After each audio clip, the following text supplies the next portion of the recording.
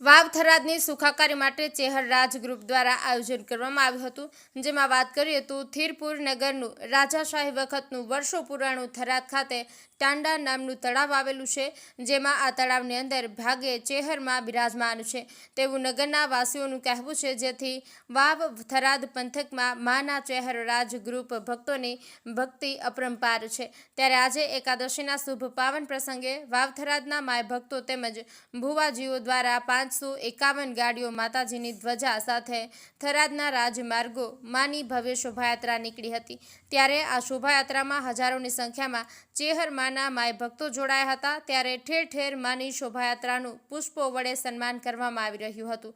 આજે એક થરાદ નગરની ઐતિહાસિક શોભાયાત્રા પણ કહી શકાય તેવા હાઈવે પર દ્રશ્યો જોવા મળ્યા હતા, જેમાં 2 કિલોમીટરથી વધુના અંતરે ગાડીઓની લાઇન સાથે અંદાજિત 120 કિલોમીટરના અંતરે આવેલા મરતુલી ધામે શોભાયાત્રા પહોંચી ભોજન પ્રસાદ સહિત માની આરાધના કરવામાં આવશે।